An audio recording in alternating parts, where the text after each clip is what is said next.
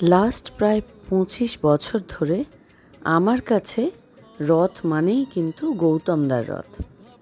প্রত্যেকটা বছর আমরা আজকের দিনে গৌতমদার তৈরি করা রথ, গৌতমদার প্রিপারেশন করা রথ এবং কত দিন আগে থেকে যে গৌতমদা এটা নিয়ে কাজ শুরু করতেন, রথের ডিজাইন করা, কিভাবে ব্যাপারটা এক্সিকিউট হবে সেটা করা, এবং তার নেপথ্যে অবশ্যই সব সময় চৈতিদি ছিলেন এবং এখনও আছেন।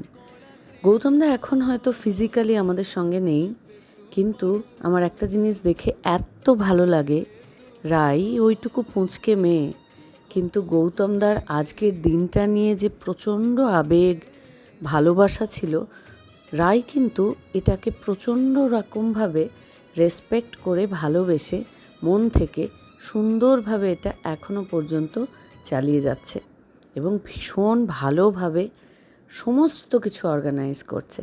আজকেও যেমন আমরা গেলাম, গৌতমদা ঠিক যেভাবে প্রসাদ খাওয়াতে আমাদের সবাইকে ভালোবাসতেন, রাই ঠিক সেভাবে আয়োজন করেছে এবং আমরাও প্রত্যেকে অনেকক্ষণ সময় থেকে প্রসাদ খেয়ে ভোগ খেয়ে সত্যি একদম মন ভরে যায় আমাদের।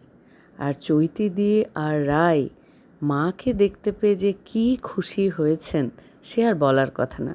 আর আমার মাও যেহেতু ঠাকুর দেবতার এই ধরনের জায়গায় যেতে ভীষণ ভালোবাসেন, বিশেষ করে যেটা একটা মিলন মেলায় পরিণত হয় প্রতি বছর, মাও আজকে ভীষণ মার ভালো লেগেছে। সব মিলিয়ে আজকের দিনটা কিন্তু দিব্যি কেটেছে। জয় জগন্নাথ। তোমরা সবাই ভালো থেকো, ভালো রেখো সবাইকে।